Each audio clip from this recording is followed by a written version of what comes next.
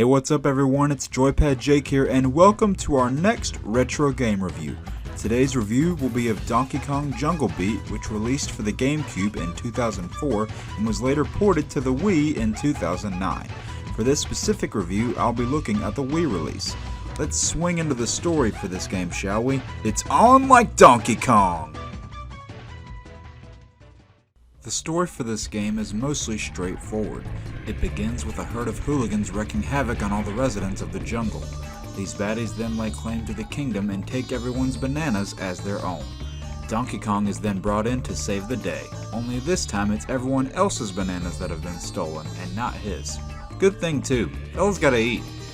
As far as the story in a Donkey Kong Country game goes, this is about as simple as you can get. Now that doesn't mean the story is necessarily bad, it's just not what these games are known for. All that being said, it does the job well enough. Now let's get into some gameplay.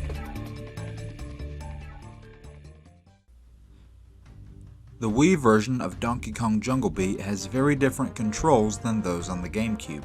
To play the game, you must have the Wii Remote and the nunchuck connected to each other. The player moves Donkey Kong around with the analog stick on the nunchuck and flicks the Wii Remote to perform a clap. Now the clap feature serves several different purposes in this game.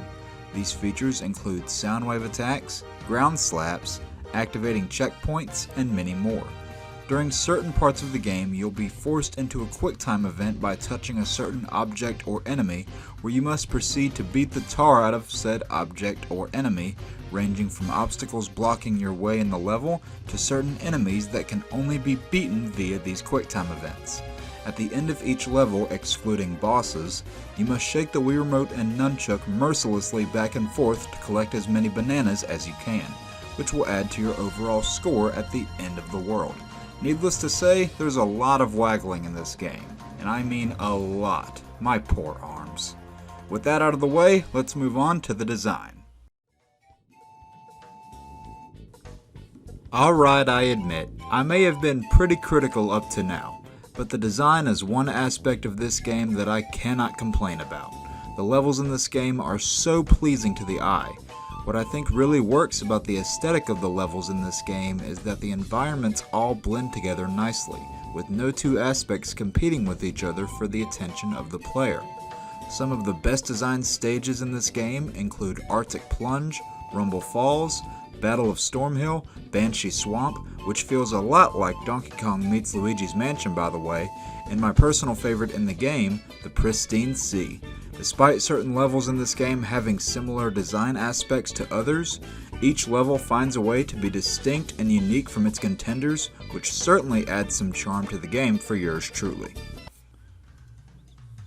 Now, even though I do have my issues with this game, it does have a number of good aspects.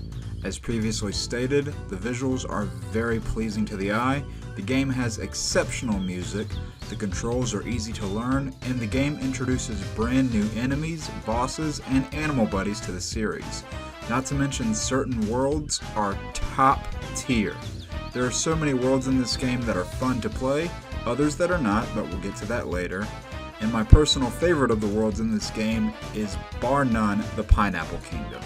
It has Rumble Falls and the Pristine Sea, two of my favorite levels in the game, not only in terms of design but also to play, and by far my favorite boss in the game, Karate Kong. I mean, who doesn't love a good old martial arts style fight on a log in the river? What did it do? No. Put more anger into it. Okay, I'm sorry, Marshall, I'm sorry. How's this? What did it do? This is good. Now anyway, where were we? Oh, that's right, on to the bad aspects. Now I probably have more issues with this game than most people do. The first of which, that I brought up in the gameplay section, is that there is a lot of repetitive waggling in this game as well as QuickTime events. I know that it's a Wii game and they wanted to emphasize on the motion control, but the game is way too repetitive for my taste. My second issue involves the animal buddies. Although I said that they were new innovative additions, the steering controls for these animal buddies are very, very bad. Take the Hoover for instance, which is essentially your Rambi replacement for this game. In order to steer the Hoover, you have to shake the Wii Remote back and forth at a ridiculous speed in order to escape whatever is pursuing you. You're always set on a fixed track when using the Hoover, and instead of it being something that you want to stay on forever, like Rambi, it quickly turns into something you can't wait to get off of. My third issue is the watermelon physics. Let me explain. There are certain enemies in this game that are camping in trees, and your only way to defeat them is by knocking their own watermelons back at them. Sounds easy enough, right? Wrong. Whenever you go to deflect one of these watermelons, many things can happen.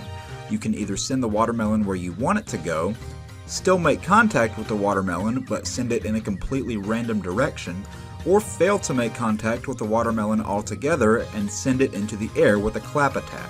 This mechanic is so inconsistent that it's infuriating. I already had enough watermelon problems in Mario Sunshine. Do I really need it here too? My next issue is that there is not much boss variety at all. Although the boss templates in this game are new to this series, the few templates that this game introduces are all reused multiple times. You have the Kong bosses, the Rock bosses, the Tusk bosses, and the Hog bosses. The only thing that makes these bosses stand apart from each other is their design and minor differences in their boss fights. My last issue with this game is that it really doesn't have any replay value. After you play it once, you've pretty much seen everything. I know I've been critical on this game, but I just don't love it as much as everyone else seems to. As for my score, I've got to give the game a 6.5. Okay, DK, please don't punch me. Here, I'll raise the score up to 7. You happy now? Good.